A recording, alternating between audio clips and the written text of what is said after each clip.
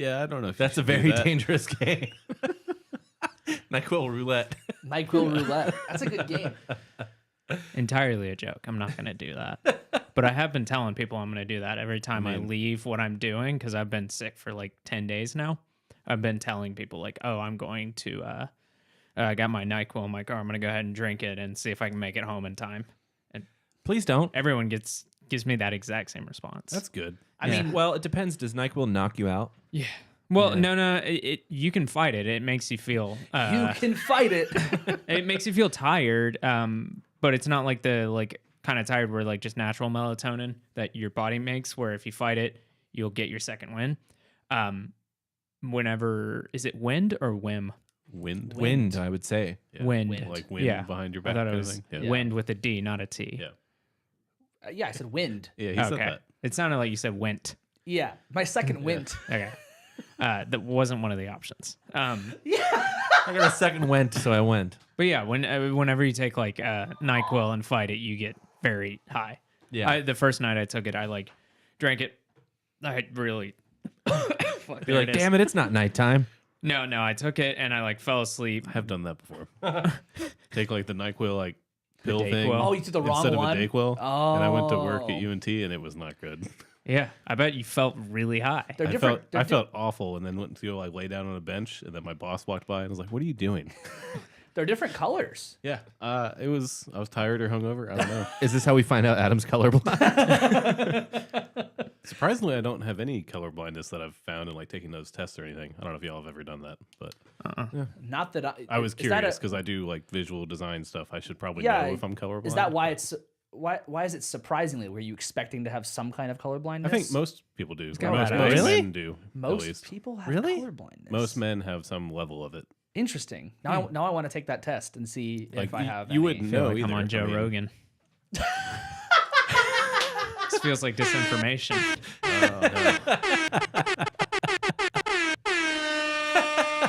Hagen, can you pull that up on the screen? Yep.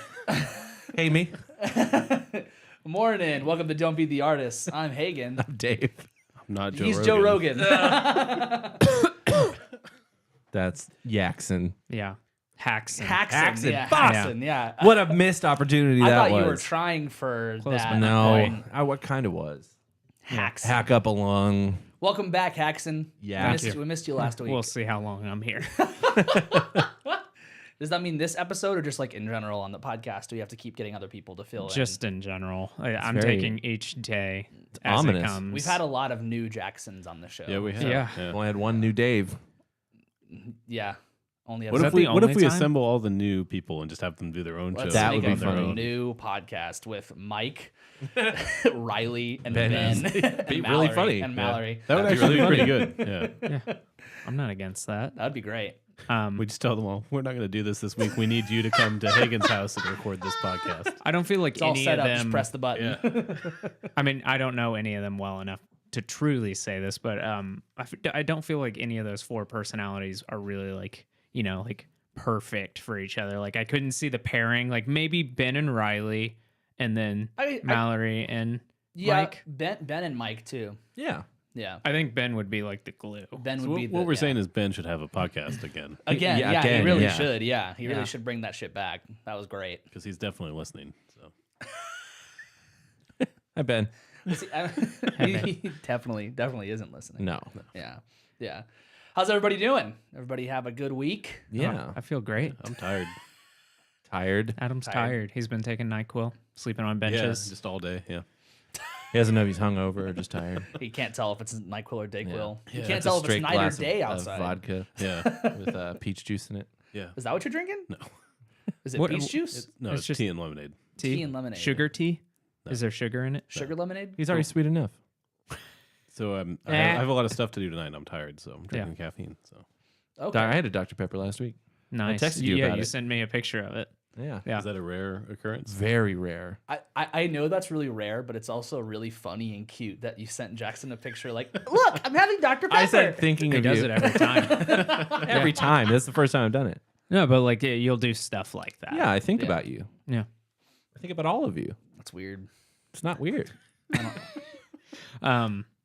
Yeah, and then he also sent me like, "Hey, there's the new Queer Eye." I'm like, bitch, Yeah. bitch, I know. Well, I just I wanted follow to. most of them. Yeah. Feel free. Any guesses of who I don't follow? Bobby. Yeah, definitely not Bobby. He's like the. I think he has the hardest job and also is the most expendable. Yep. Uh, Karamo. Any guess why it's not Karamo? I used to follow all of them.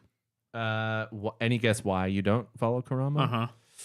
No. I just got so sick and tired of hearing about his daytime talk show. Yeah. It was genuinely that because I do really like Karamo. I mean, he's the one who makes me cry every episode. Mhm. I've had to like partition off. I can only watch an episode a day. I'm not finished with it yet. But And you're coughing too, so you're crying and coughing. It sucks. I've go back 10 seconds all the time to see what they said. I've genuinely I was like, oh man, if I like watch more than 2 episodes, I'm gonna be like dehydrated. Like it just like fucks me up. Yeah. Fuck. I finished the whole season. Like in a good way. It Yeah, fucks me yeah, of up. course, of Yeah, course. It's a great I love show. that Yeah, show. My yeah. favorite show. Yeah. Also, yeah. No other updates for me. I just You haven't done anything. You didn't see a band last night. yeah. Last night I saw Coheed and Cambria. That's why we're recording the- on a Tuesday, 13th? 10th. 10th. I'm in the double digits. Mm. Yeah. Damn. Yeah, they and I did the exercise that I did last year on here, but I did it today, just in a room with my partner. Of like, I can name every Coheed show in order and all the bands that they played with on That's each crazy. tour. Nope. And the only one that's kind of like a caveat is like I saw him at a festival, which I can name all like not every band I saw there because I'm sure there's some that I forgot, but I can name a lot of the bands I saw there. But yeah, I could do that, and I did it today. And the reason why I bring this up is because last night they had. Have you guys heard of the band Deaf Heaven? Yeah. No. So they're like this metal band, and the way that like a lot of people describe them, and I think it is apt, is like black metal shoegaze. I was pretty shocked. They only played like 5 songs, and it was like a 45-minute set. Isn't that just Doom? I don't know. And the reason why I might disagree with what you're saying, the first song, I think it was like a 9-minute song. I think it was in a major key. And I was like, this is just bizarre that there's this like very obviously like this guy screaming like black metal screaming, which like if you don't know the difference, like black metal screaming is typically very treble. It's very high register, not Judas Priest type stuff. Like it is very like it sounds like somebody going, Yeah.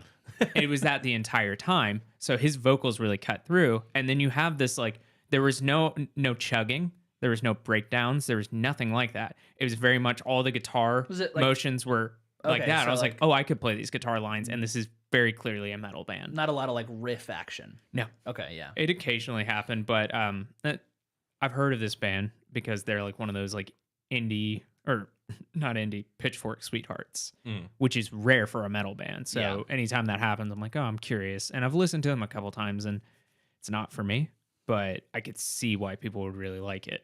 But apparently, like the Coheed fan base, because I'm in like the subreddits and everything, they like have fucking hated them this entire tour. Like everybody has like shit talked them saying like, hey, just go ahead and skip their set, or like basically that's the merch time and all that kind of stuff. People fucking hate them. I actually saw people who were at that show post something like, I'm not a fan of this. It was wild. Like one of my friends that I've gone like who goes to these Coheed shows with me, like we rode together and he was talking to me. We talked beforehand and he had that same thing of like, yeah, I've heard pretty bad things about them. I was like, well, let's go in with an open mind. I've heard the same things, but like, fuck it. We might really like them. And man, he was just like the entire time. At one point, I just like grabbed his shoulders. I was like, you might like it, man. You might like it. Don't listen to the other people. Yeah, it was just like, he was like, that bass is just overpowering. I was like, yeah, but that's more of a mix issue. And he goes, I can't hear the snare drum at all, except for when he does like a rim shot. And then it's the loudest thing ever. And I was like, also might be a mix thing, but like just like, and then I was listening during Coheed and I was like, it's the same issue. It's a mix thing. Yeah. There is one thing that the singer did that like it, at the end of it, I did not love it, but there were basically if there was no singing, I would have really liked it. I was like, this is like super cool. But the singing got old for me. And also, hot take, I hate when a singer spits on stage. I can't stand it. totally. Especially indoors. Out into the audience? No.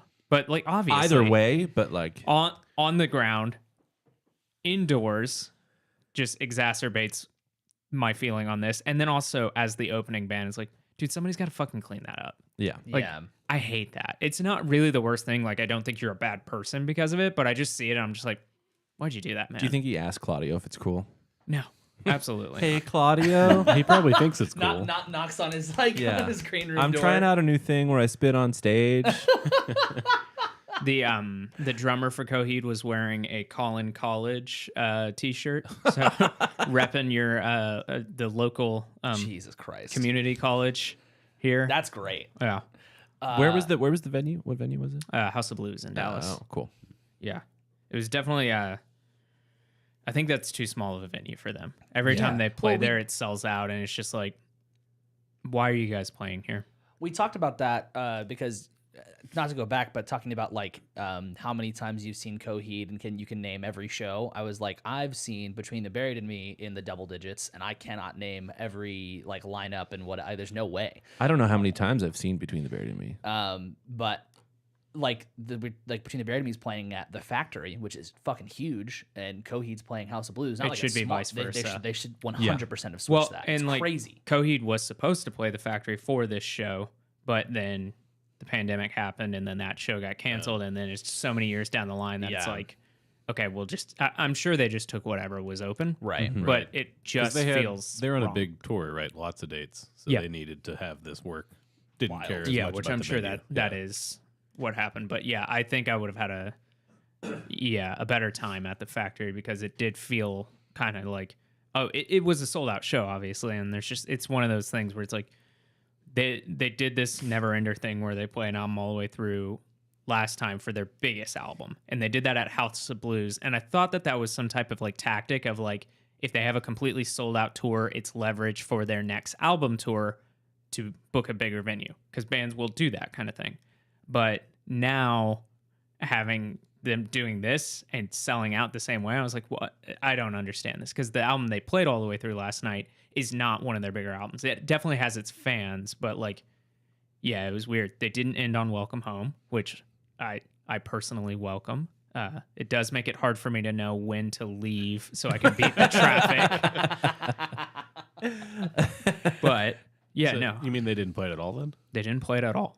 Huh. Yeah, and Weird. we did have a discussion on I feel like there were probably so many people so mad about that. Yeah, I think so. There was definitely, when they ended, there was a kind of an air of like encore, and I was like, no, guys, they just played 2 sets. Like, I don't think there's going to be an encore. But there was that kind of air of like people started chanting it. House lights come on, like rap music starts playing. And I was like, that's them telling you to fuck off, guys. Get out! But like we did have this whole discussion. We got, I guess, dinner, late night food afterwards, and we were talking about like, do you think that they have the double neck guitar like on tour? And I landed on no, because I was like, I bet that's the line in the sand, because yes, he does use it during like the second solo of the song, but it's like, you don't need it. Yeah. You could play that song without it. Yeah. And I was like, I bet they put the line in the sand of like, no, that's a crutch. We're not doing it. And then everyone else was like, no, I think like it's a comfort. So the exact opposite. What do you guys think? I think if I know the answer. they're that big of a band that I bet you they have a guitar boat, They do. and it's probably 17 there. guitars. Yeah, so I would say it's there. I would bet Just for it's- Claudio, 17. Yeah, Fuck. Yeah, I would bet that's that it's excessive. I would bet that it's there. it is. I would Yeah. assume because what if just he decides he's like, I do want to do that. Yeah. Well, and then so It's like so You don't excessive, want to be though. the guitar tech to be like, oh, well, you told us not to bring it, so we didn't. Like, so the drummer's been doing this thing where like he's like, this is tour, like showing like, here's like the highlights, but here are also like, this is my off day. I sit in my hotel room and then I go run 10 miles. Like, this is what tour is like, that actually showing what it's like. And he did one the other day, and that's how I know. Does he run open-handed too? Yeah. But basically, he that's how I know. stupid joke. That's how I know that guitar is there, because he like walked back. But get this, so like he's got this iPad that like I guess I don't know what it triggers for him, but it triggers something. And he was like, yeah, so see here, my drum tech's got the same iPad. I have one to the side of me, but sometimes I'm swallowing on a cymbal when I need to be hitting that. So my drum tech will hit it on his iPad. And he goes, see, that's the whole set right there. And I paused it and I was like, well, I just saw this. Let's see what's on there. I was like, yep. Entirely the set. At the very end, welcome home. And I was like, so they have it in their pocket. Yeah. But they're That makes just sense. choosing not to do it. That makes sense. Which I'm all for have it. in their Yeah. I just looked too. They haven't played it since October last year. Yep. And that So was they've their gone last this tour. entire tour without Crazy. even like feeling like they want to. So That's Do you think good for them. Maybe his wife, Claudio's wife, is like, I don't like that song anymore. No, I don't think that at all. He does change lyrics though. And he That- does like not say certain like cuss words. He'll do this like one of the lyrics is I didn't mean to do a whole Coheed thing, just by the way. That's fun. He did a like one of the lyrics is Josephine, will you follow me home? Josephine, will you fuck me back home? And when he does that now, he goes, Josephine, will you me back home? Like he goes away for like a little breathe. Yeah. And it's one of those things where they're a band where everybody screams the lyrics back at them so people don't notice. But my throat hurt. So I wasn't even like mouthing the lyrics last night. So I was really watching him and I was just like, man, you do that a lot. Nobody knows. And also the hair will be in his face and you can't see him at all. So Yeah. The drummer posting that stuff about like tour updates reminded me of the guitar player for Theo Katzman. He does these like he'll like post every night where they're playing, like the venue, and a really like detailed description of like what the experience is like for him. Like the stage is this big, there's a green room, all this kind of stuff, whatever. And their tour just ended, and he posted a picture of his living room, and he was like, all right, tonight's gig, somewhere Chicago, Illinois. And then he posted like this whole description of like there's a washer and dryer in the back, there's a shower here, and then he said, and the manager here is a total baddie. I think I have a chance with her. that's so fucking funny. Here's a little pro tip, and then we can move on to actually what we're talking about. If you know any like musicians that do that and they do it at one of your local venues, if it's a backstage thing, watch for a piece of paper on the wall in the video, try to pause and see if you can read it. 9 times out of 10, the venue Wi-Fi password is right there. So if you've ever been at like one of these like sold out shows and you're like, fuck, I can't, like the internet here sucks because everybody's trying to use their phone. Yeah. There you go. Nice. So I have, I think House of Blues, Dallas, Wi-Fi password. There's another one I have. I think it's Granada Theater. The thing is, a lot of times they change those passwords. Yeah. But Yeah. I go infrequently enough that I probably don't have those, but it's typically something really simple like House of Blues music. Yeah. Exclamation point. Moink. Moink. Moink. Yeah. Moink. So, have you heard about Ted? Nailed it. Have you met Ted? Yep. Have you met Ted? No. Have you listened to Hyperpop? Yes. Vaguely. Yeah. What'd you listen to, Dave? The album that you told me to listen to. Which was?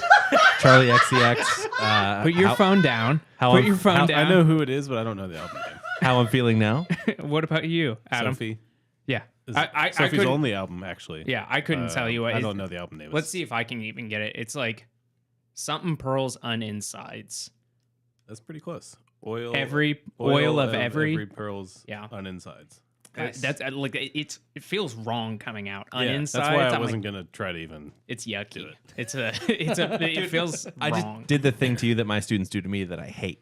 Yeah. It's like, what'd you practice? It's like, what you told me to practice. And I'm like, you fucking asshole. I was fully prepared to like pull the eject cord on this entire episode based off my text that I sent this morning. I was like, if they didn't listen, I'm not doing this. Yeah. And I don't even care if Did you Hagen think that listened. we weren't gonna listen to stuff? I A did. little I think worried, Dave maybe. and I are pretty good about doing our homework. Sure. But Hagen, I'm a fucking adult, man. I'm an adult man. that's how you know if I think something's actually like super funny is I start Coughing. coughing. Somebody at dinner last night said a joke and I was just I was eating my cheese fries. You can guess where I was classic. eating. But I was eating my cheese fries and then like he said something and I just went into a cough fit and I just like turned to him and smiled. I was like, yeah. Cause he looked at me concerned. I was like, that was funny.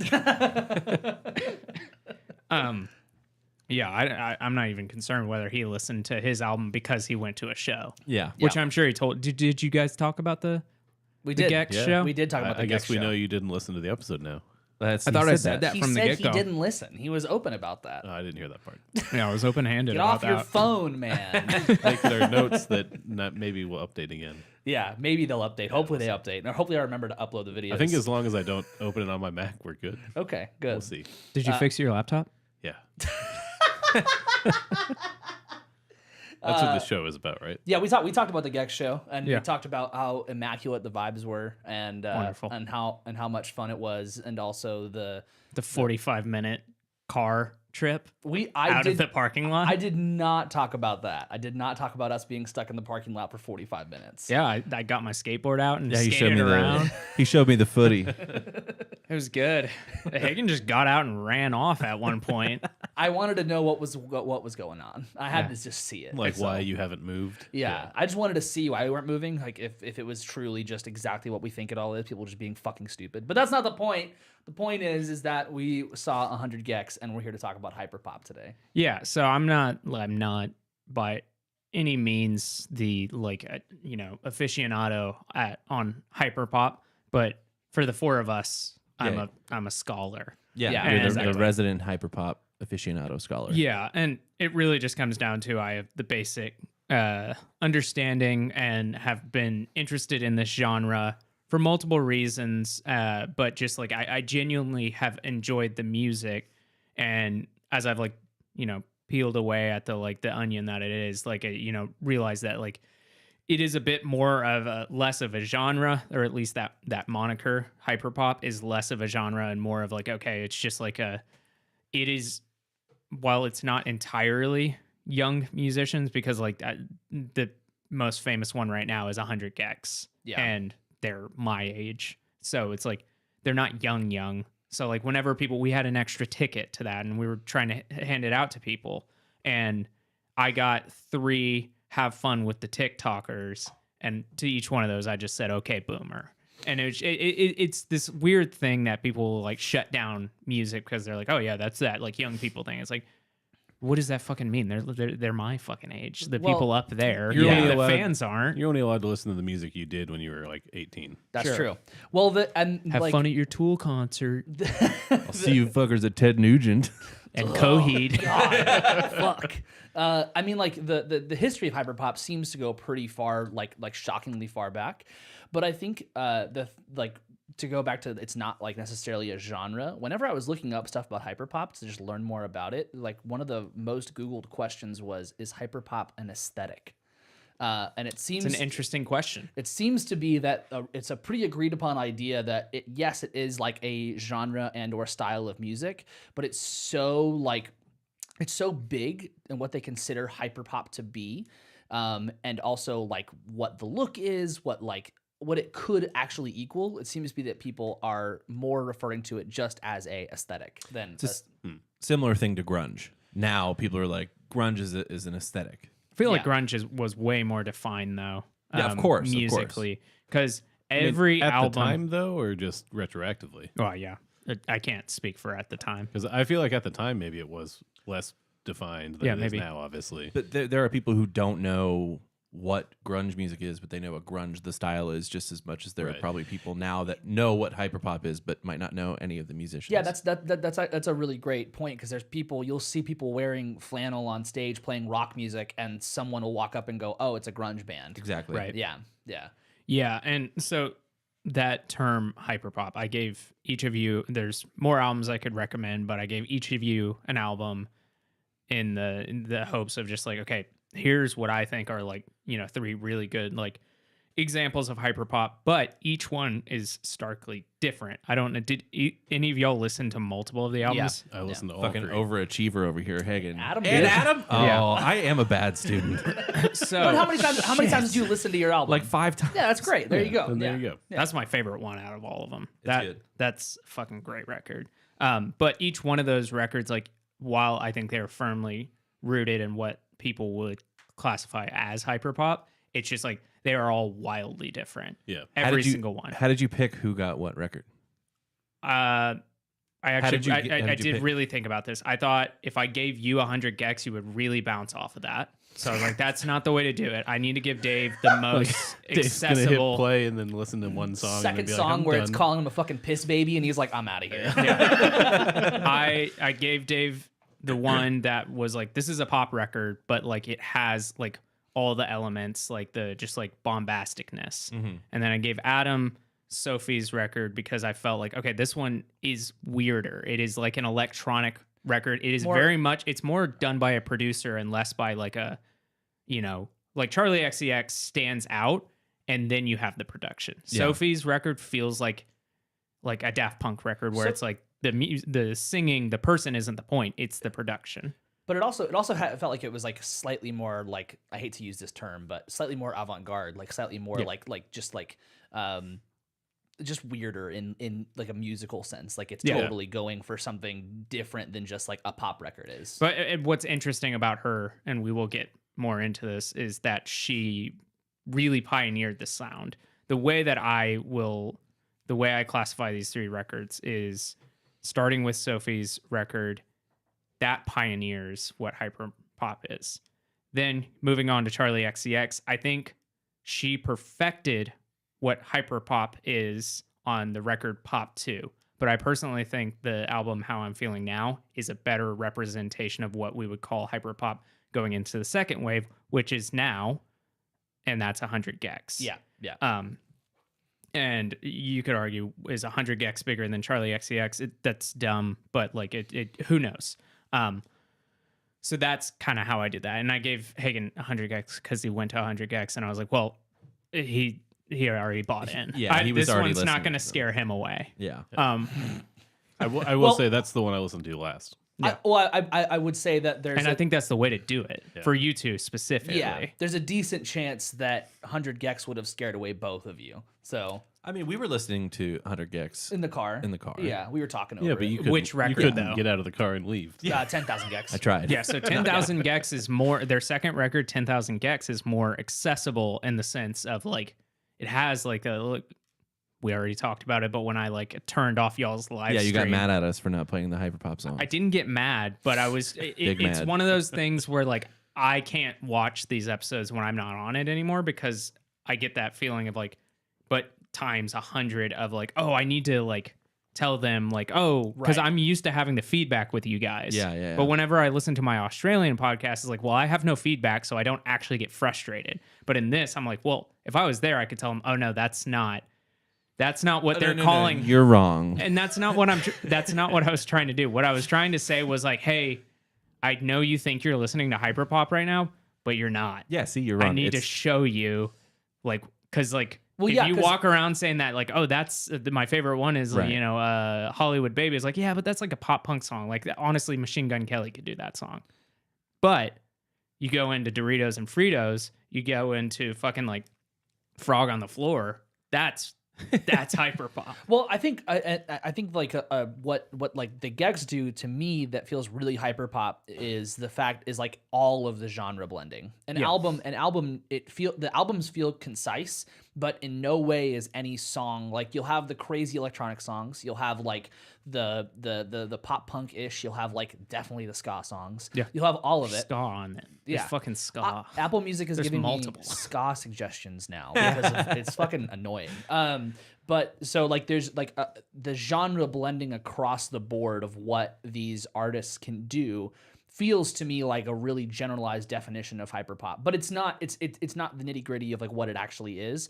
But that was like how I initially understood what hyperpop could be, was just like taking a bunch of genres, blending it together, not necessarily in one song, but like as a group and as a unit, and still making it having some sense of cohesion within the writing. So let's roll back a little bit. I'll tell the tale as I see it of hyperpop, and then we can discuss a little bit more of the music. And I'm gonna be picking up my phone a couple times because, as we said, my notes don't sync up on my computer anymore.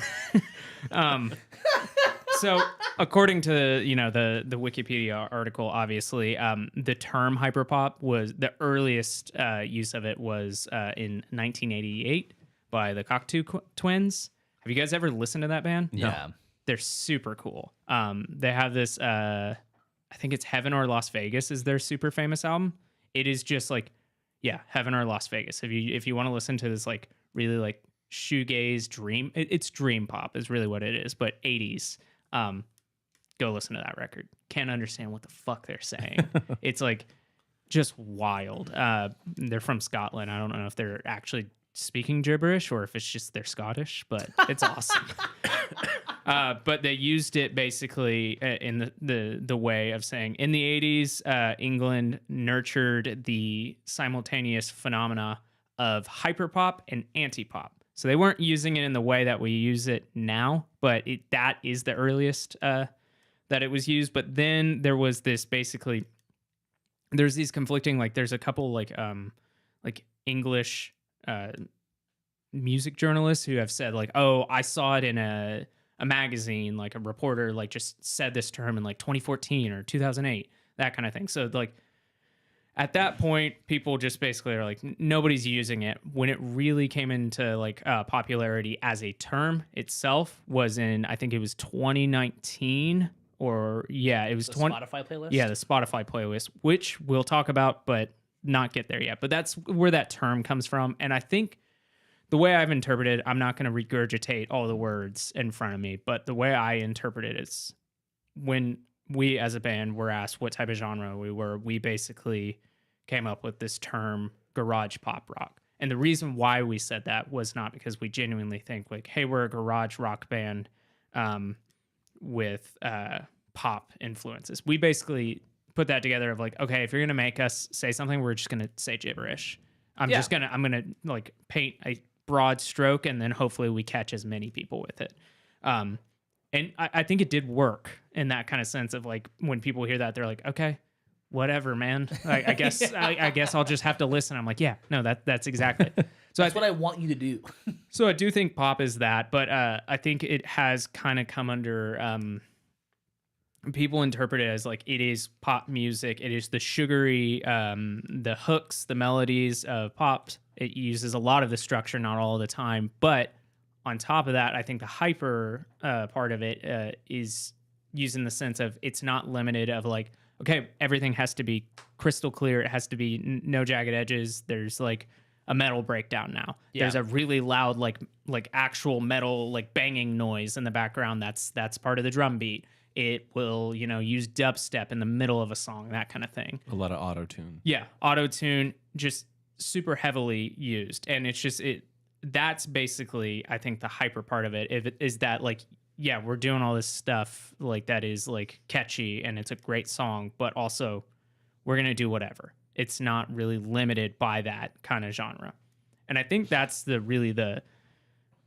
biggest thing with this is that, yeah, it just feels like there's not really much limitations. There's all these, expert analysis of the like, oh, it's this critique on like, here's this beautiful pop song and now we're going to throw some shit on it. And it's like, no, I think it's just people being like, oh, wouldn't it'd be like somebody saying like, oh, I'm going to have frosted tips for a little bit. Yeah. Yeah. I'm going to wear a puka shell necklace because that would be kind of funny. Yeah. That kind of thing. It definitely like, there's a word that was used in the Wikipedia article, it being maximalist, and like I think that's like the perfect word for it. It is because like so much of the time we hear like something being minimalist and or like kind of reductive of something, and this is like the absolute culmination of so many different things. And like you said, like wouldn't it be cool if this happened? That's what it doesn't feel like. You could listen to a song and you can hear when a writer goes,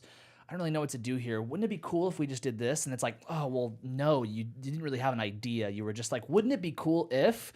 But it feels like they're like, wouldn't it be cool if? And then put their fucking heart and soul into that idea. Like they really committed to it. Yeah, the conviction and the intention behind the, I don't know if the word, if saying it's crazy is like a bad thing, but like the wild out there-ness of like what they There's no wrong answers. Yeah, exactly, yeah. And it feels that way too. The first time I listened to the Charlie XCX record was on Saturday morning driving to work.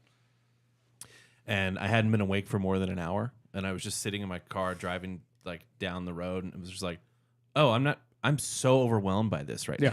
It's definitely one of those things where it's like it's not a country road drive song. It's like it's not like that. Well, and like this morning I was listening to all three of them again, and I put on 1000 gex while I was making coffee, which is just pouring cold brew into a cup. But I was like, as soon as I put it on, I was like, I'm fucking ready for the day. I don't even need this. Throwing coffee. your coffee over your shoulder. Yeah. Kara's like, what the fuck? It's like that like Andrew WK record, like Yeah. just like it's very just like it pumps you up, and it's like in the same way. It's like you got to read the room. Sometimes that's not the call. Sure. I mean, calling it maximalist makes a lot of sense. I hadn't thought about that, but we're kind of in like a moment of that for movies too, with Everything Everywhere All at Once is very much a maximalist, like let's just fucking do everything kind of movie, and it works. And that's the same kind of thing with these albums. What's interesting about most of the bigger, and when we say big, like none of these hyperpop artists are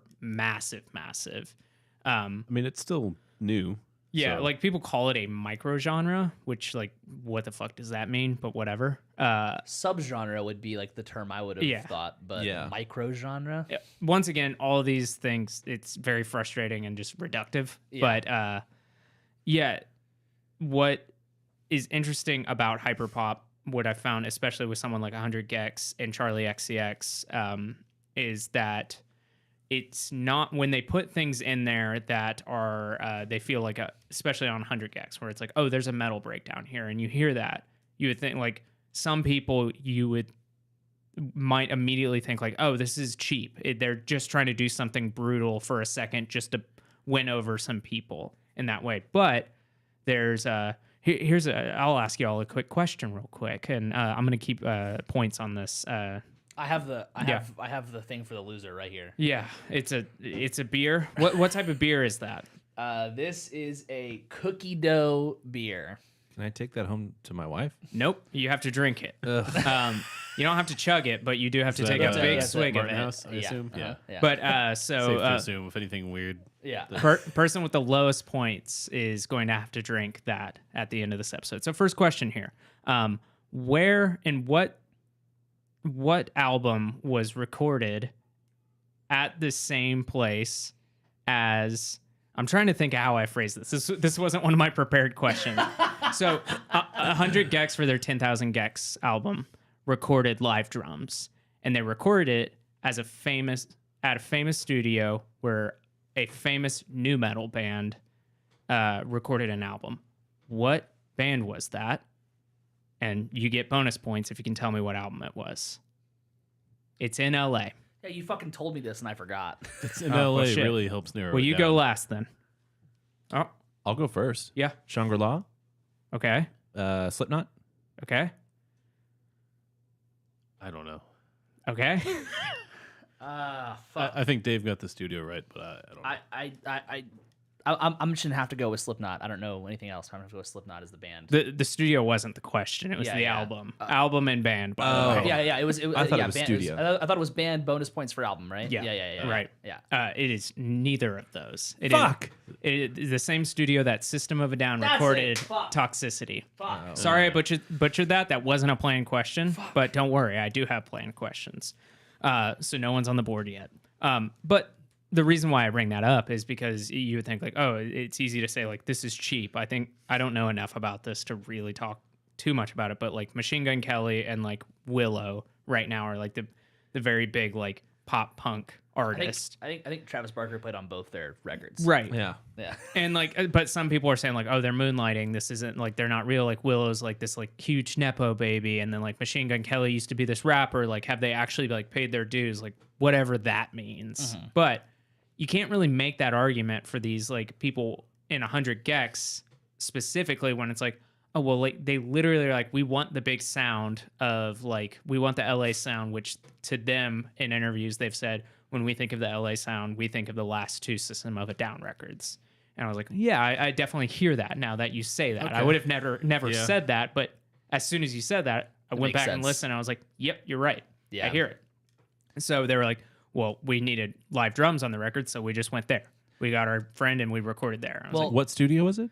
I don't remember. Well, when you and when we were talking about this, you said that in an interview, someone was like, "How did you get the drums to sound like that?" And he was like, they're real drums. Yeah, we went. Yeah. It's Cello Studios. Oh, okay. Like that's like it feels like such a like wow, how we did did they it. do that? But it's like no, they just did the thing that like they recorded real drums. Yeah, Like, I mean that lots of people have done. If you look Yeah. up the production credits on the Charlie XCX record, they're 8 drum programmers yeah. and no live drums as far as are credited. And Yeah. like to her credit, like she's one of those people, and I've said this over and over again, but I think it really just needs to be sung. I think there are people who have just like cracked the code and know how to write music. There's Ryan Tedder, Jack Antonoff, Charlie XCX. Yeah. If you look at any of your favorite pop songs, I guarantee you 9 times out of 10, one of their names, if not multiple, are on there. Yeah. And she is fucking everywhere. She's got a lot of credits. And it's one of those things where like I could hear people listening to her music and being like, oh, it's just pop music. It's blah, blah, blah. And it's like, no, dude, she is writing the pop music you're like obsessed with. It's Right. not that simple. But getting back to the origins of kind of hyperpop. So there was this music collective. It's technically a record label, but a lot of people have said like it's to think of it as a record label is kind of the wrong way to go about it. It's called PC Music, and this was founded in London in 2013 by A.G. Cook, who that is like who people like say this is the godfather of hyperpop. And his whole thing was basically he was a music producer, much like Sophie, and created this PC Music. And the idea was like, oh, I didn't want to get developed artists or develop artists. I wanted to get the people that I knew making music and basically say, hey, we're going to put out PC Music Volume 1. Not like, hey, Charlie, you're going to put out a record on PC Music. So this was like an early home for specifically Sophie and Charlie XCX and A.G. Cook, who is also a hyperpop musician, which I didn't have you guys listen to anything, but he's got a wonderful record that came out, I think it was 2020, called Apple, and it's just as good as any Charlie XCX record. But basically, it was this, they were doing like these kind of weird shows to like put look at like art spaces and doing stuff like that. So it was really more of this kind of collective vibe and less of like an actual record label. So second question, this is a lame question. You said that was in England, right? Yeah, London specifically. 'Cause I was going to ask, is that kind of still a common thing, a common thread between all the artists we listen to? Is they're all from the UK, I believe, right? Yeah, everyone except for like I think second wave has really, the first wave is everyone you're gonna see. It's like I don't think Kim even Petras dating back is, to like the initial like she's German. She is, yeah. Okay. Yeah, so European, let's say European, and it does kind of have that feel. I just noticed there were a lot of like both UK like English and Scottish names associated with all this. Well, and it does have that feel, especially like when you think about like certain like the one of the biggest pushes for like dubstep was the combination of like metal and dubstep in like the mid early 2000s in the UK, and that was also the biggest push for dubstep. And not to say that like hyperpop is like dubstep, but it has like the kind of, I mean, some of it some literally of it has is, dubstep. Some of it is, but it feels less of like, not to say dubstep is like not relevant at all. Yeah. But it's like it felt like a fad, whereas this doesn't seem like the same kind of like single note kind of thing. But it has for, like a better the same phrase. levels of like bombastic natures of like we're gonna have these crazy moments, big explosions, and then also have these like down sections. There's a lot of bombastic nature between the two. Yeah. What's your question? Sorry, go ahead. I'm going to hold that. That's going to be my tiebreaker question. But there's a lot of people on these, as I said, there are so early contributors, Caroline Polachek, Carly Rae Jepsen, Charlie XCX, Claro. You have people like Kim Petras, Caro Bonito, which they get the hyperpop That's weird. term thrown at them, but I don't agree with it. You know, you got Rebecca Black nowadays. So there's all these people that make sense when you think of it. There's another one, Dorian Electra, who is on a lot of hyperpop music, who's from Houston. But basically this kind of puts it on the map as like, hey, this is kind of something, it's electronic music. It's producers, that kind of thing. And that's where you get basically Sophie. and Sophie was an early contributor in this. And I would, as I said, I don't really think of Sophie as like that kind of like when I think of Charlie XCX, I think of her as like this pop star at a music festival. She's been called like the grandmother of hyperpop. Who? Charlie XCX. Okay. Yeah. I definitely get that. So like Sophie, I think pioneers what exactly we think of as the actual sound. And so it very much it's in that Euro like Euro electronic music, but it's like moving in this kind of direction where it's like the drums are super like just unique. It doesn't feel like anything. I can't really put a like. But that's part of the Euro electronic thing is like how unique the drums sound. You think about like kind of like it's like drum and bass. Well, yeah, it's like drum and bass. It's like dubstep. All of that stuff is very, but even past that, like really unique sounds. If you go back to like the 70s or the 80s, and you think about like Kraftwerk and shit, it's like very unique percussion drum sounds, and that's been very much carried over into this. And even like Bowie's Berlin trilogy sounds. Yes. Yeah. Yeah, it sounds I guess that Brian Eno to that point too, actually. Yeah. right. Sounds that mimic the sound of a snare drum or the same qualities, but are not even close to a real drum at all. Right. And the production will have like like cool things of just like what's happening production wise may mimic what's happening in the song. You may have an overly like on Face Shopping on her only record, as Adam mentioned. It'll have a very kind of a sterile or like changing nature when the song's talking about Sophie was a trans woman.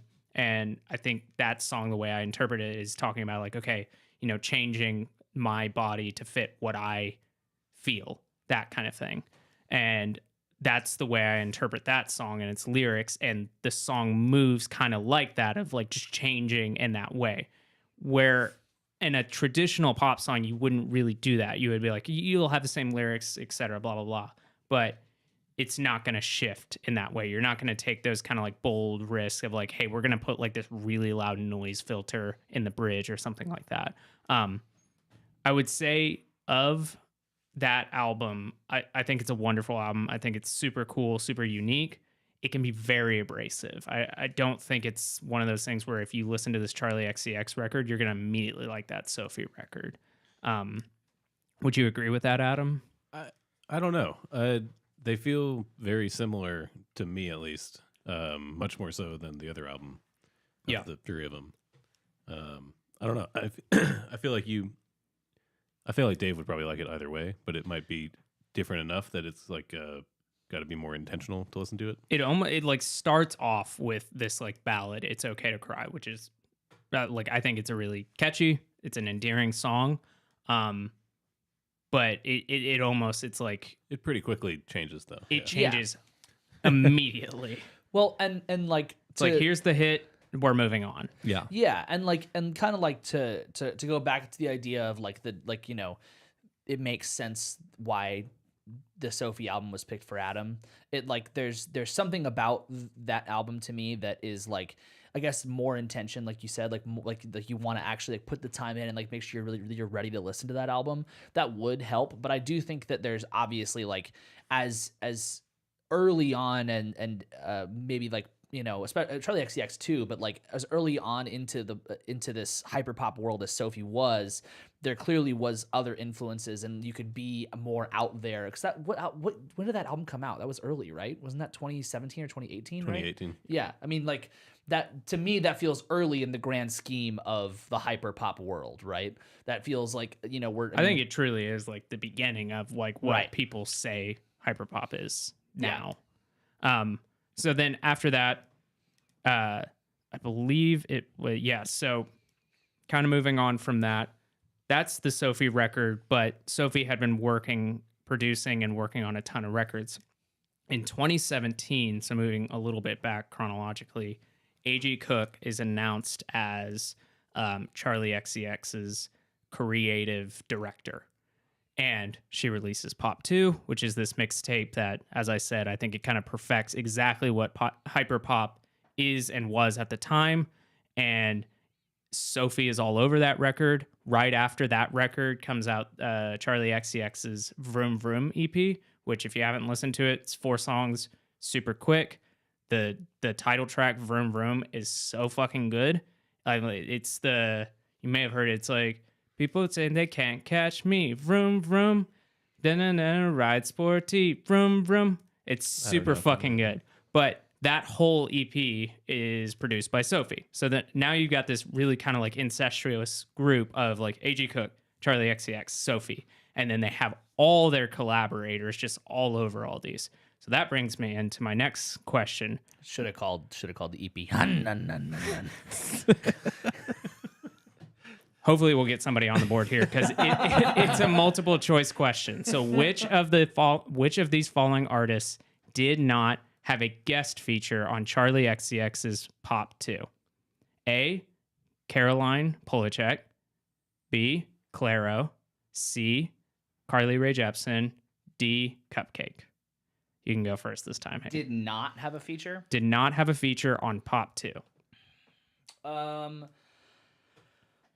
I'm going to go with... They all start with C. Okay, wait. So it was, you said it was Caroline Polachek, Clairo, Carly Rae Jepsen, and Cupcake. Yep. I'm going to go with Clairo. Oh. And y'all can say same. You don't have to choose different ones. I'll go with Cupcake. I'll go with C. What's C? Carly Rae Jepsen. It's Clara. So Hagen gets 1 point. You guys have no. You said they were A, B, C, D. I thought. Yeah, multiple right. choice, but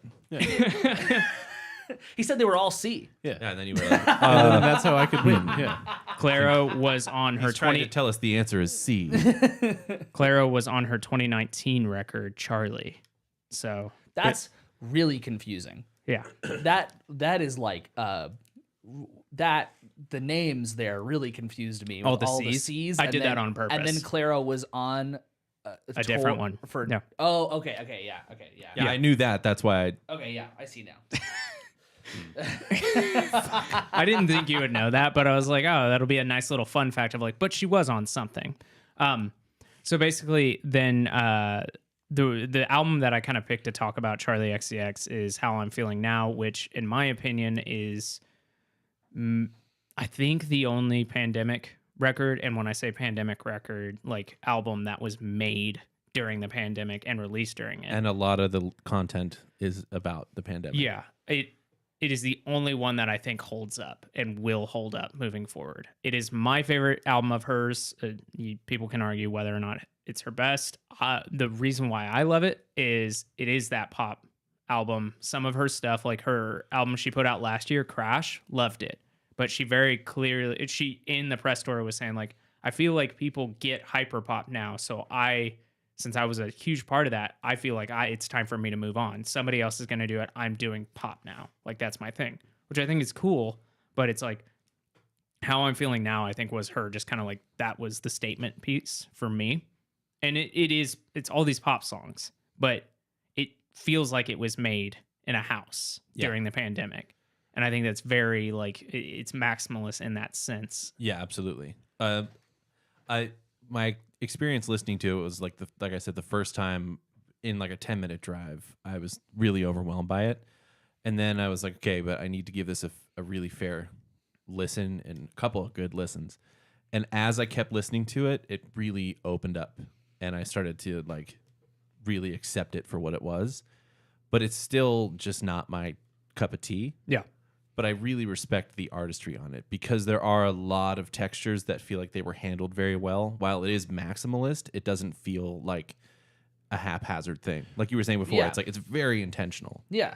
And the one thing that struck me the most was I was like, I'm singing the words, but I have no idea what the song is about. Yeah. Because the form of a lot of the songs is verse, chorus, verse, chorus, chorus, chorus, chorus, chorus, chorus. Yeah. And that's the structure for 90% of the album. Mm-hmm. So I was like, I wonder if there's more content behind this or lyrical content than what will be perceived for most people who listen to these records. Yeah. And there is, but it's funny because like the first song is about her image and how she feels like during the pandemic.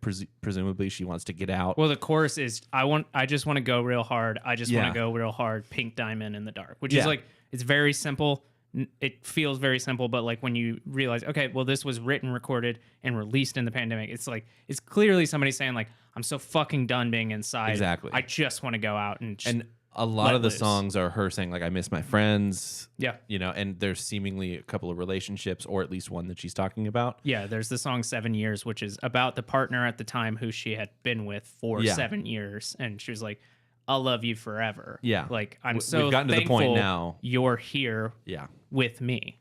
No matter what happens, I'll love you Beautiful. forever. The second song is, as from what I gather from it, it's about suicide. Yeah. So the first song is like, I want to go party. I want to go party. The second song is like, we're going to drive off a bridge and like experience suicide together. Yeah, and speaking of which, wild. the way Charlie XCX got that notoriety was that what's that fucking the I Don't Care, I Love It. That's her. Yeah. That was her first big song. I forget like what that was released under. I don't remember. But when you look at all her credits and you hear the songs, it's like, oh yeah, that's her. Of course it is. Yeah. I think she has like more producing and like songwriting credits under her name than I think she does like her own songs. Yeah. And if that makes sense, like under her like released. Yeah. Total sidebar, but going back to, you were talking about some of the earliest and like also biggest names in hyperpop, like mentioning like Carly Rae Jepsen and Clairo and stuff like that.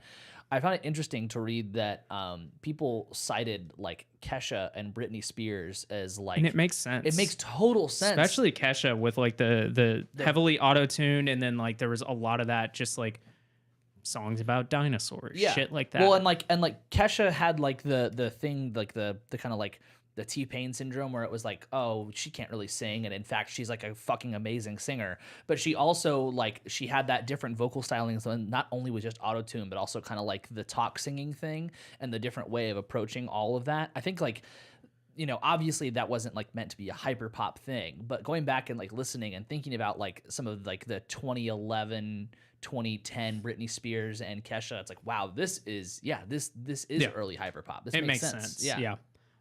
If you want to like a little like just a fun intro to Charlie XCX that's not a full album, I think it's her like 2018 performance of at Lollapalooza of Vroom Vroom, and right before it she talks, she's like, if you know this song, that means that you're sexy. That means you drive a sporty car. You drive it real fast. If you don't know this song, you're also sexy. And it's she goes on this monologue, and I'm just like, fuck yeah. Hell yeah.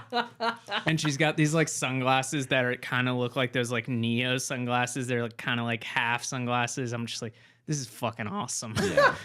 She's so cool. She's super intense too. Because I watched like some of her, I think it was Tidal performances. Yeah. That crazy backdrop. I forget the name of the song, but it was the first 2 minutes was just her rocking the fuck out. So when she starts Vroom Vroom after she does her monologue, she then screams into the mic. And I'm not talking about like she does like a woo. Yeah. She like actually just like, ah! It's so fucking good. She was super winded when she decided to start singing. I am dying to see her live. I just want to see. I want to go to one of those concerts. It seems like so much fun. She has also like a great interview where like somebody like at a red carpet, I think it was at like the Brit Awards, they're like asking her questions, and she just at some point just like looks at them and says, I'm sorry, I have no fucking clue what you're saying. I'm so jet lagged. I just drank 2 vodka Red Bulls. And like the interviewer immediately just like drops the facade. She's like, well, then how are you doing? Like, let's just talk. And she's like, I'm fucked up. It's so fucking funny. But on this record, the How I'm Feeling Now record, on a handful of songs, you have Dylan Brady, who did the production of it. Who is Dylan Brady? He is part of 100 Gex. He is a half of 100 Gex, which kind of moves us into what a lot of people call the second wave of hyperpop. And that's where you get into, some people say that like, oh, this is what actually coined the term hyperpop, which is the 2019 Spotify playlist. Spotify put up a playlist called Hyperpop, and it had all these people we're talking about: Dorian Electra, Sophie, Charlie XCX, 100 Gex, and then you have A.G. Cook. A.G. Cook even did take over the playlist for a little bit and started putting some stuff in it, and there was a bit like he put some like weird stuff in there, like that was just like Sly and the Family Stone. Kate and, like, Bush made it. Kate Bush is in the playlist. Yeah, like Yeah. he put people like that, and people were like, "Wait, so this is hyperpop?" And I think it kind of feeds into the like you're thinking about it too hard. Yeah. It's just like kind of a movement. It's a group of people who are doing whatever the fuck they want. Like I think a metal band could be a hyperpop band. Yeah. Like Machine Girl that opened up the show for 100 Gex. I think they were mainly an industrial band. Yeah. But Well, it makes sense. I was going to say, if someone really wanted to, they could convince me that Baby Metal is a hyperpop band. I could easily, like, that would not be Poppy. a different... Yeah, yeah. Poppy's a perfect Yeah, example. that would make sense. Yeah. Yeah. So 2019 that happens, and that's what people are saying like is coined it. There's this very pretentious Caroline Polchek interview with Q Radio that she says like, oh, genres are made up, and does that kind of whole heady thing of like, Nobody's ever I'm said from that. New York City. I almost turned it off, and I'm glad I didn't. I got snooty for a second, but it is a great interview. But she does that whole thing. She's like, did you know Spotify made that up? And the guy, Tom from Q Radio, love the dude. He's up there with like Zane Lowe. But he just kind of goes like, what do you mean by that? And he has a calm voice like that. What do you mean by that? Yeah? Okay. Oh, I didn't know that. It's just beautiful. But like, I wouldn't say that they coined it, but I think they definitely like popularized it. That's that playlist is probably why we're using the term in the way we are now. Why we're doing the episode. Yeah. And then now TikTok happens, and that's why we have people turning down free concert tickets because they don't want to see the TikTok ban, whatever the fuck that means. It's like, oh, what, you don't want to see Ghost? Yeah, Ghost was super big on TikTok. Are you going to call them a TikTok band? Yeah. Metallica was big on TikTok when Lizzo. Stranger Pretty Things. much every musician who's a big deal at this point. Harry right? Styles. It's a stupid In some argument. fashion. It makes sense to call it that largely because of it blowing up on TikTok, and it also is like it's a newer style of music. Sure. And so and the audience is younger, and yeah, they probably use TikTok. but Interestingly that's enough, not, I'm sure the majority of the audience is younger, but the crowd at 100 Gex felt like a really even split. It did not feel like majority really young like Zoomers. Right, It felt like a really even split of like when you go to any show. Like every show I've been to feels like, not every show, right? But a lot of shows I've been to feel like a good even split. You'll even see like parents with their kids, and we saw that at 100 Gex. Yeah. So I'm sure that there are parts of that where it's true that yes, the majority of listeners is younger, but like at least the people who are going to the show, it feels like a pretty nice divide. Yeah. So that kind of moves us into 100 Gex, who they're from St. Louis, Missouri. Really, they're championing what is hyperpop now, what people are really listening to. I specifically at the Coheed show last night wore my 10,000 Gex shirt because I was just like, everyone's gonna be wearing like fucking metal shirts. Yeah. It's just gonna be it's gonna be fucking Mastodon and shit. It's like I'm just gonna wear this to like, I want to wear a band shirt, but I want to kind of set myself aside away from this a little bit.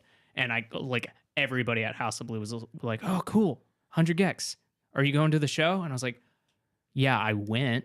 And they said, "Oh, it already happened." Oh fuck. Oh, sorry, I couldn't read that fucking tour poster. I didn't know when they were gonna be here. Yeah. I bought tickets. So 100 Gex, formed in St. Louis, and they don't really have ties to like the PC music and AG Cook and all that stuff. They, once they got big, now they're working with those people. Like there's the song Ringtone off of 1000 Gex, their first record, whatever you want to say. They basically have two records, and then they have like it's kind of like a mixtape or an EP called 100 Gex. First album's called 1000 Gex. Second album's called 10,000 Gex. And wonder what the next one's going to be. I don't know. There's no way of really knowing. Yeah, Can't do that. Nobody can figure that out. No. It's gonna be a mystery for all the fans. And then when they announce it, it'll be like, oh my god, I never knew. But they've gotten to the point where they're collaborating with the likes of the people who people who inspired championed them. it. Yeah, and like inspired them. Like Charlie XCX, there's a remix of their song Ringtone.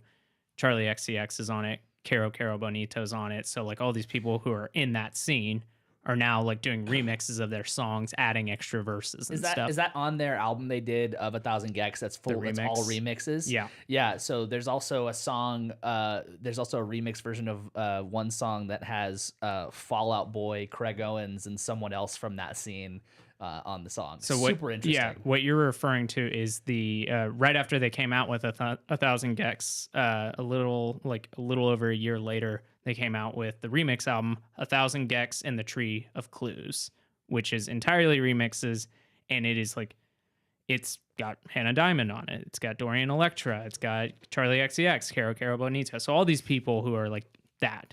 And there's a lot of like speculation now of like, oh, what's the remix of like 10,000 Gex gonna be like? It's gonna be so stacked, bro. Stuff like that.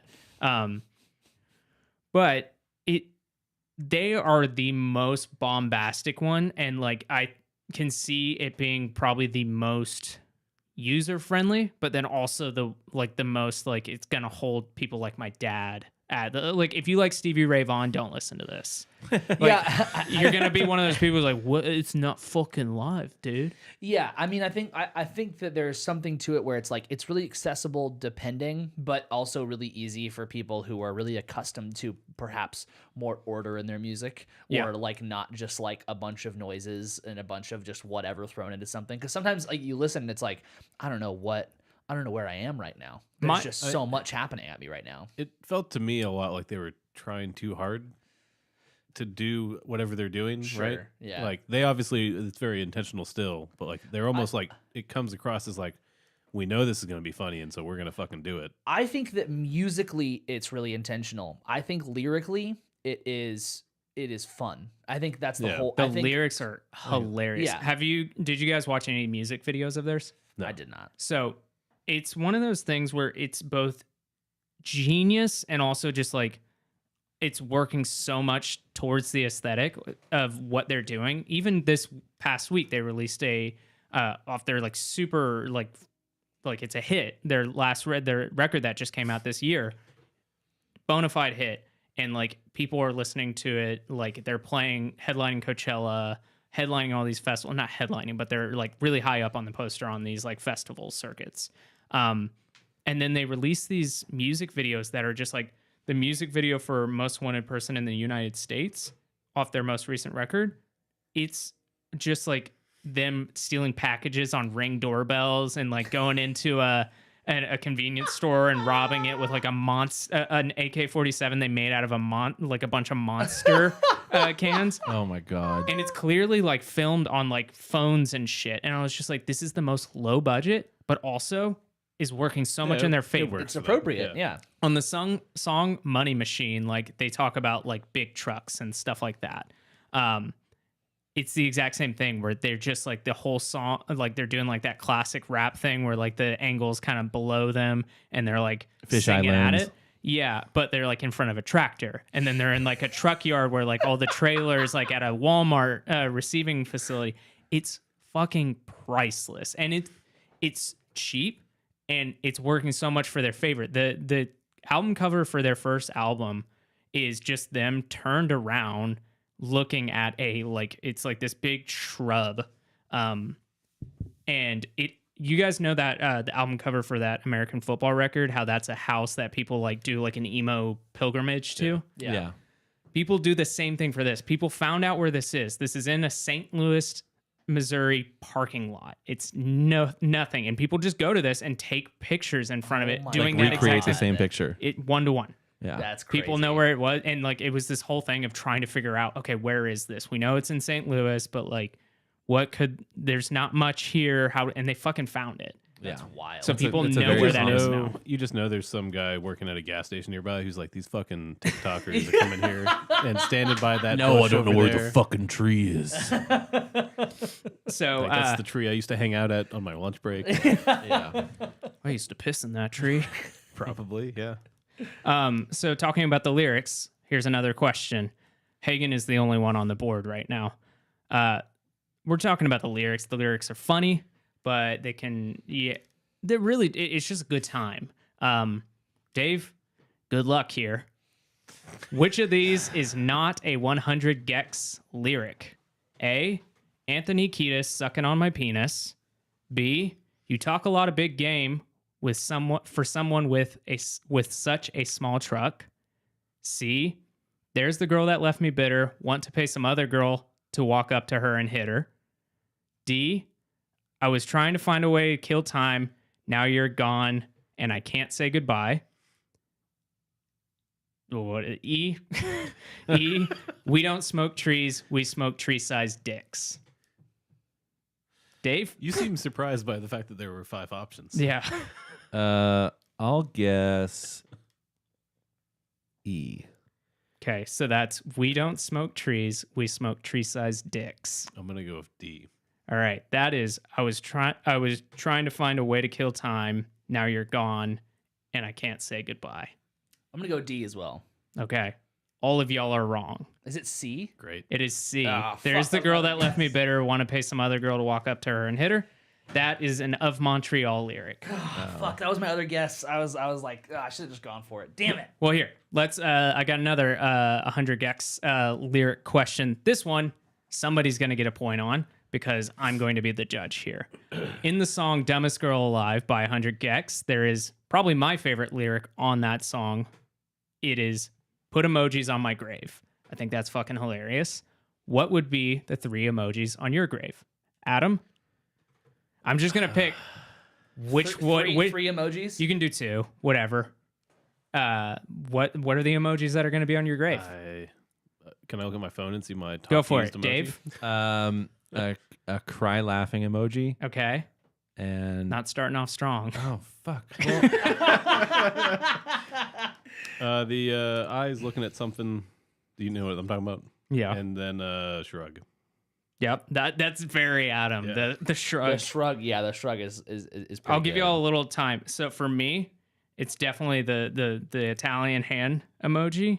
Yeah, Which that's there's going to good. be a new one that's a chef's kiss emoji. That's made that's for good. you. Wow, that's good. The shrug emoji, and then I would probably say the salute emoji.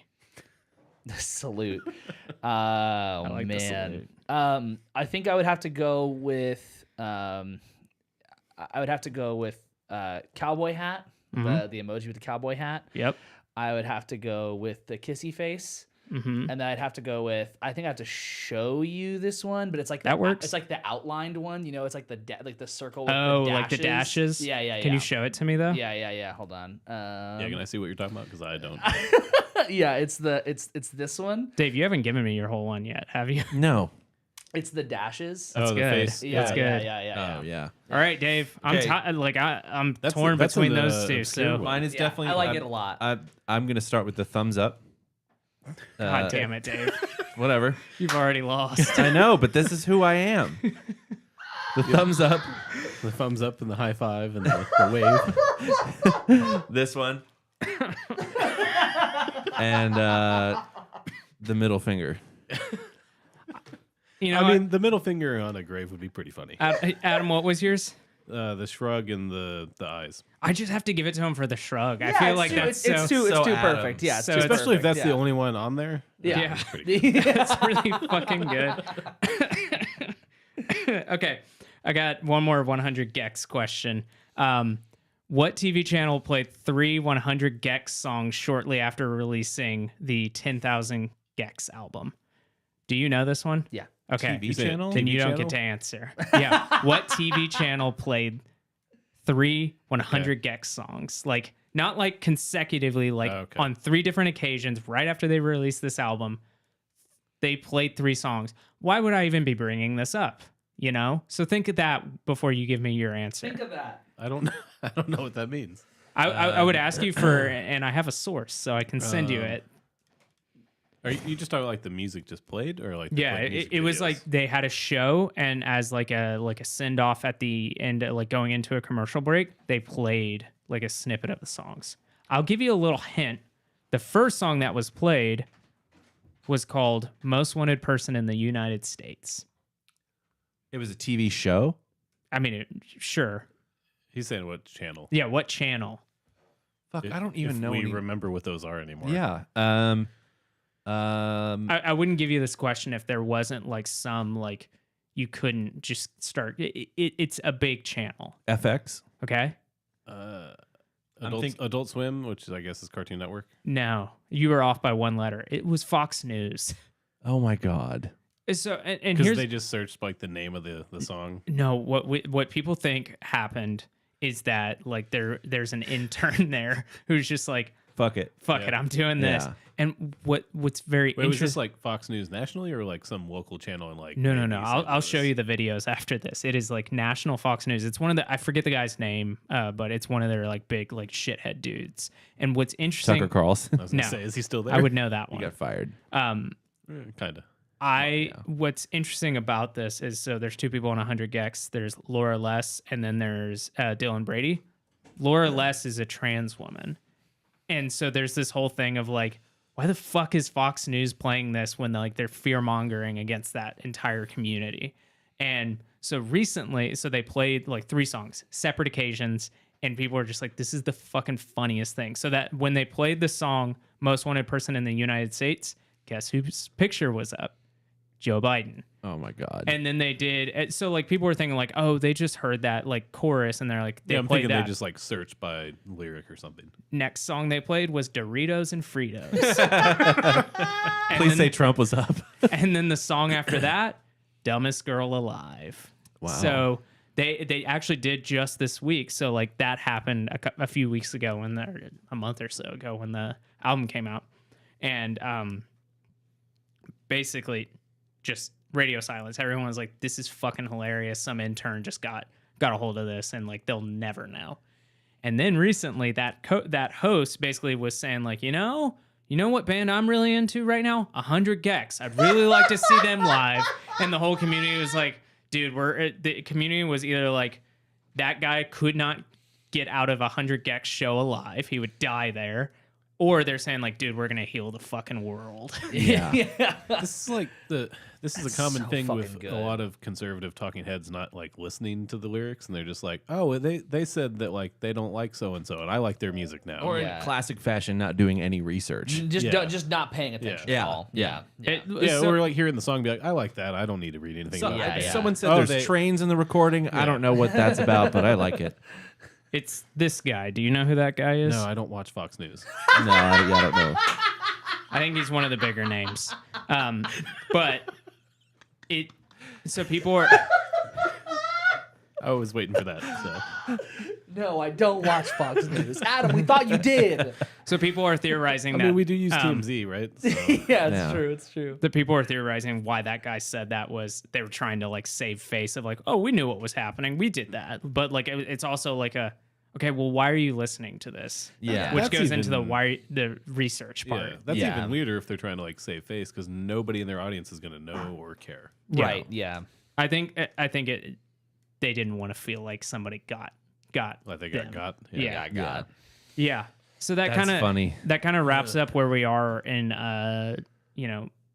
hyperpop right now. There's various newer artists. I've tried listening to some of the like artists that are lesser known in it, and it kind of gets a little bit more into like nightcore and stuff like that, which I'm not very into. You could make the argument that that 1,000 Gex is kind of a nightcore record, but that's kind of where we are. We're in the middle of like second wave hyperpop. It's super famous right now. And it'll be interesting to see how it moves forward, if it kind of keeps with this same aesthetic. But like kind of the way I see it is that like hyperpop is less of a genre and it's more of a scene. It's kind of like saying that whole like emo music was like, I don't think My Chemical Romance and like Fall Out Boy are really one-to-one. I think those Right. are pretty different bands. Well, it's like when you look but at that, you see the tissue. that wave of emo music is all like these bands that I'm like, no, these, Yeah. Yeah. I understand why you put them all in the same place, but none of these bands are the same band. Like, And- I wouldn't. I'll put them next to each other because of their like genre title, but in no way do I like Fall Out Boy and like MCR. It's a perfect example. And people put like Thursday and like Under Oath with those same bands, and it's Yeah. just like these are wildly different, Right. Yeah. Like, but it's part of they are part of the same scene. So that's kind of how I see hyperpop. So trying to put like your thumb on it, like don't even try that. What I would recommend are the 3 albums that we discussed today that I had everybody listen to. That's the first one being This is the one that kind of pioneered it. That's Sophie's Oil of Every Pearl's Uninsides. And then there's the Charlie XCX record, which is How I'm Feeling Now. And then 100 Gex's 1000 Gex, which is their first record. That's what also that 1000 Gex record, it's 23 minutes. Yeah, like, so short. you can listen to their whole discography in less than an hour. Yeah, you were talking about their like really like cheap to produce like music videos. These albums are like just like cheap to go give it a shot. Yeah. if you will. Like it. When I saw the runtime of the album, I was like, oh, I have time to listen to this and like probably the Sophie album again. Yeah, 'Cause exactly. It's such a short album. What's really Charlie XCX record's like 37 minutes or something like that. Yeah. Yeah.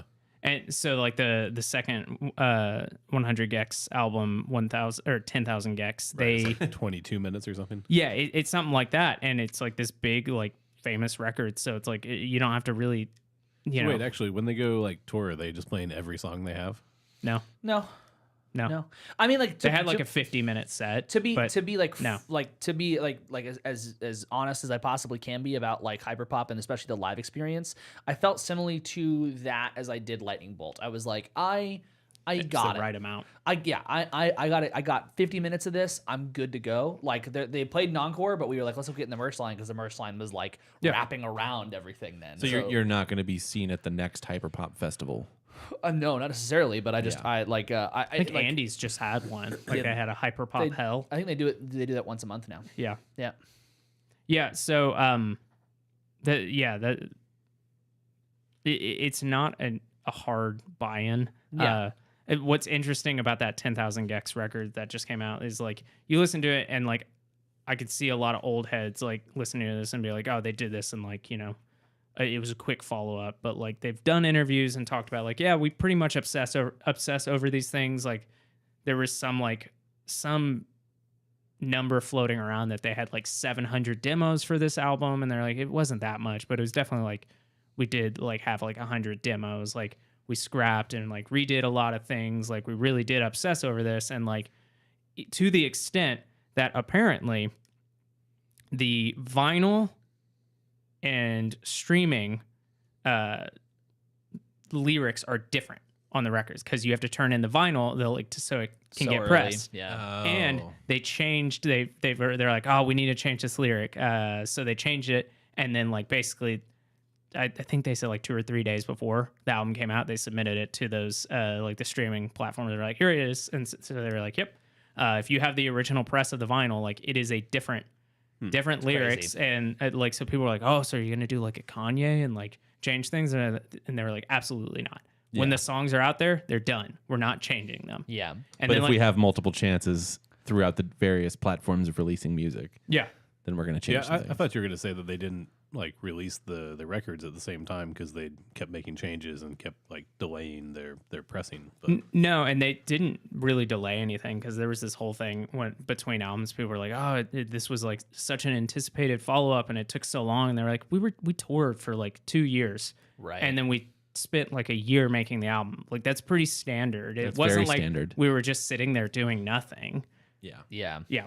So no, you mean they're supposed to put out a new album every 4 months? yeah, and I think that only feeds 20 into the minutes, I like mean. when it's 20 minutes, people are like, "Well, Yeah. you could have done this in like 2 months." It's like, yeah, fuck Yeah, off. fuck you. Yeah. Yeah. Exactly. You do it in fucking a month. I mean, probably getting it down to 20 minutes is harder than just doing like I'd Yeah, like exactly. to see 45 you. minutes and being like, yeah, that's good. I'd like to see you write a song called $1 million that just says $1 million.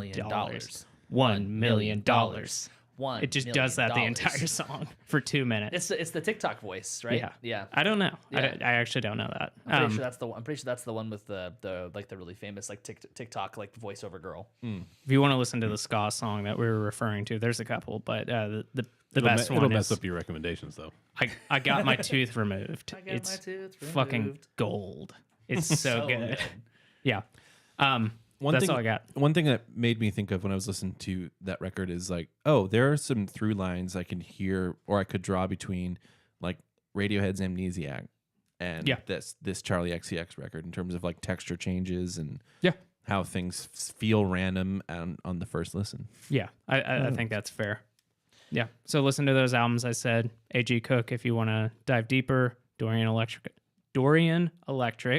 And then Caro Caro by Bonito, I guess. I wouldn't call that hyperpop, but like earlier stuff, I guess I could kind of see it. But that band's just great in general. Nice. Thanks, Jackson. Who That's lost? what I've been listening to. I did. I don't know. Did you lose? Yeah. You didn't get any point. Wait. Before you drink that. Yep, that you lose. I had like I had a clincher like question that was like really lame of like, what does AG stand for in AG Cook? And I was like, oh, Great. nope, Alex G. kind of. You got the first one, so he's got 2 points. He's got 3 points, right? No, I didn't win the emoji one. Oh. I also didn't get to participate in the Fox News one. Oh. Yeah. Yeah. All right. Yeah, that seems a little unfair. Go ahead and crack that open and give us a nice little review. Is it cold at least? No, No, not it's really. been sitting here the whole sitting time. here. That's fine. There's no way it's that cold. And what is this beer again for the listeners? It is Martin House's cookie dough. It's a combination with melted ice cream. Wait, before you drink it, can you just give it a little whiff of it? And first? also, Sorry, melted ice cream, and it's also Melted now ice cream room cookie temperature. dough. Holy shit. It smells bad, doesn't it? It smells like Christmas chocolates. That's so gross. I had a swig of that and I fucking hated it. Here we go. you got a big old gulp. I'm a team player. You went for it. Oh, God. Oh, that's gross. Oh, man. Did you drink all the Rustagen? No, I haven't touched them. Oh, I was shocked when you took This is those. one of those. You were going to bring it, so I was like, might as try it? well. No, come on.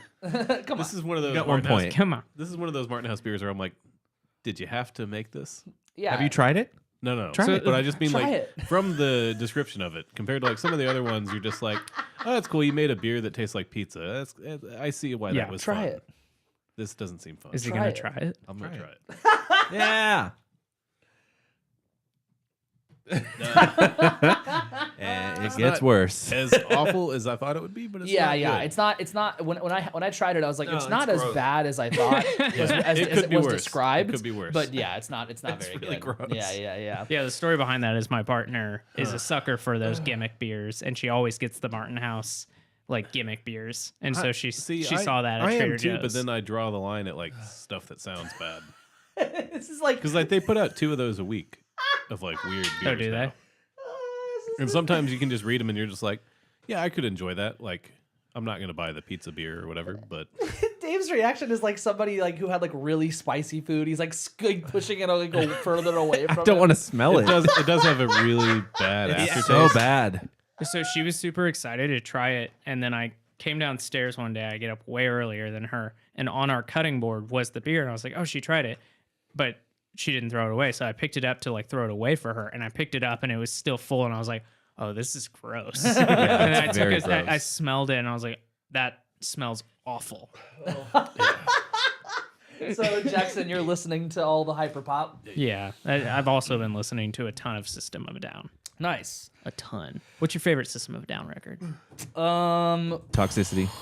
Yeah, so I was tied between that or Mesmerize, but Mesmerize is better to me. Steal This album. Really? Or Hypnotize. It's definitely not the first album. What about you, Adam? Do you like System of a Down? Yeah, still his album would be mine actually, which I think is probably weird. But Odd. I think Steal This album is great. I Like, think that is. was the one I listened to the most. which is I why. got into them at Mesmerize, and then I did Mesmerize, Hypnotize, did Toxicity, and I was like, I think Toxicity for me is just like there's a lot of material that I'm like, it kind of feels really samey after a while. But the songs that are great, which there are a lot of, are great. Steal This album is like this feels like a snapshot of a System of a Down like moment. It's really strong. That's not what we're talking about. It The new is, 'cause Queen I song. asked. Oh, that's what you've been listening to? Yeah. Yeah. And Yeah, what do you Charlie think of it? XCX. The Queen song. Yeah, the Queens of the Stone Age song. What do you think? What of do you it? think of it? Though? It's great. I didn't hear what he said. That's fair. The beer's still fucking with Yeah, me. it really is. My mouth feels disgusting. No, I also listened to that song and I thought It's great. this album's gonna be great. Yeah. Yeah, the song. It's not that it necessarily I think is boring. There was a point where I was listening to it. Oh, The it first feels time. very much the same. I kind of zoned out at some point while I was listening to it the first time, and I was like, oh whoa, what the fuck? Not that that makes it bad, but the production feels very Era Vulgaris-y. Yeah. So The band produced it. really, Yeah. With Interesting. Mark Ronson, I think, mixed the album or something like that. Yeah, it didn't. It doesn't feel like a Mark Ronson Yeah. production. But yeah, it's good. It's good. Why didn't you ask how I thought about it? What do you think about it? I'm not going to listen to it. Until the album comes out? He's not gonna At listen to all. it. Really? I'm also not going to see him live. Why? Why not? That's not music for me. Okay. I don't like it. This is not You're surprising saying to it's me. dad Yeah. music or something? I mean, it is dad music, but yeah, no, it's not. It's not music for me. It's Foo Fighters. It's the same thing. You're gonna listen to the Foo Fighters album. No, he's not. I'm also not going to see them live either. I know you're not gonna see him live, but I've been listening to Hot Mulligan's new album. Why would I watch? YYZ. Yeah, your face looks confused by that, or was that you holding in a cough? Okay. Confused in general. Okay. I think it's. I guess they're considered an emo band. I listened to their album "You'll Be Fine" that was released in 2020. They're like and- that new emo, like mom jeans and like what's that fucking front bottoms, Yeah, stuff like that. Yeah. And this album is like a really great like front to back. I think just kind of. It's like the modern emo now is a lot of like screaming singing styles. Like it's that kind of like I'm emotional, so I'm going to scream while I sing kind of thing. But the first two songs, Shouldn't Have a Leg Hole, But I Do, and It's a Family Movie, She Hates Her Dad. The way that those two songs, yeah, those are good song titles. the way that those two songs go into each other is one of the cleanest transitions I've ever heard, especially in that style of music. But I was listening to it, I was like, oh, this first song's really good, I like it. And then I'm in the second song, and I was like, wait, whoa, that was the coolest fucking feeling I've ever got out of like this kind of music, especially out of songs that are like, you know, a minute and a half, 2 minutes long. So. Great album. I'm really worried I'm gonna listen to it too much and not like it anymore. But great album. Check it out. Did you say what? Okay. No, I did listen to the Queens of the Stone Age. I remember you talking, but Do it. Don't do it. I've had it before. yeah, no, Don't do he it. took It's it and was not like, good. I'm fine with this. I'm very uncomfortable. Yeah. It's fine. It's weird. Oh, also Bristol Dude, Maroney released a new song. psychotic. It's Nah. really good. Go on, Adam. It's not fine. The Daft Punk Random Access Memories 10th anniversary release, which has like a whole second disc's worth of demos and other things. It's That's kinda their weird. last song. It supposedly has their last song. Yeah. I listened to that. It's interesting. I like it's not, yeah, I don't dislike it. It's just not. I guess I wanted more out of it. But it is. There are some cool things on there where it's like, oh, I see how they got to like what actually ended up being on the album, and I like where they even like started and stuff. Did they have that like commentary track? Yeah. With Julian Casablancas? Yeah. Okay. They did a video of that, which by the way, we're in the era now that one of them has released a solo album, Daft Punk, that we're at the point where he's doing interviews for that. And it came up on my YouTube and I was like, no. I immediately said, not interested. I was like, I do not want to see them.